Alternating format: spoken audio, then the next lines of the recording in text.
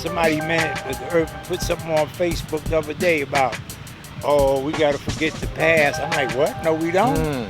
If you forget the past, it's like a ruler. If you come in on 6, everything that you see on 6 is what you're going to get caught up in. But if you start with 1, you know your foundation. You gotta learn from your past. You gotta go to the past and learn from it. Then by the time you get to 6, you're like, okay, I see what all they doing. I'm not caught up in that. Not that equality. In order to get to the future that we got for ourselves, then I know I gotta look at the past so I can actually see what's going on in the present, so I know where I need to go in the future. I ain't gonna get caught up in the present, because the present is what most of these young people are getting caught up in now. If you get caught up in the present day society and start doing everything they do, then that's what you're gonna do.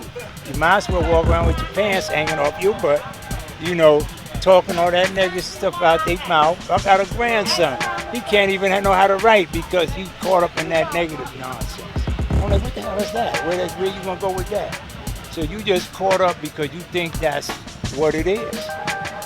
So now in order to go to the future, you're already confused. You don't know how to get to the future. Your future is going to be moving in a negative path. It's not going to be doing nothing that's right and exact. So you need to know your past. If we don't know our past, then we don't know where we are in present-day society, and we don't know where we're going in the future. Well, that means anybody could easily lead you. That's the bill that I had about knowledge in your history, right? Renewing our history. See, when you knowledge your history, it's like you reading history, right? You got to read your history. That's like reading the past. Yeah. Because then you read it, but then you also write it too. Yeah. Right. And then that's how you predict it and deal with it, to move forward.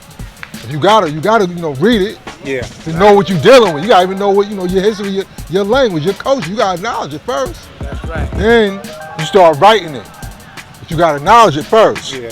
That's that first degree in 1 to 40. Right, exactly. If I just walked up, if that's what y'all probably. No, that's what I'm saying. Like because you talk about getting caught up in the past and whatnot. Yeah. So saying or don't worry about the past. Right. But our past is our history. So you can't negate that. Right, you can't negate that. So you gotta acknowledge it. Right. And learn from it. Right, and build from it. Build from it, and then it also brings forth change. But you don't want to get caught up in it. But you want to acknowledge it. Right. And then what keep brings writing. Forth the change is that, like our lesson said, you renew it. Right. You don't do the same things that was done in the past, because it's just like the God said. You look at it and you say, "Oh, I see what happened. I see why we went in that direction. I know I gotta renew my history. It don't mean I repeat my history. Right. Because to repeat it means that we're gonna get caught up in the same things that took place in the past. That's We right. learn from our past, and then we renew it, meaning that we take different steps to move forward. That's what makes the change. That's the change. That's right. That's the right. positive Exactly. And I can openly speak that I'm a. If Mecca did this.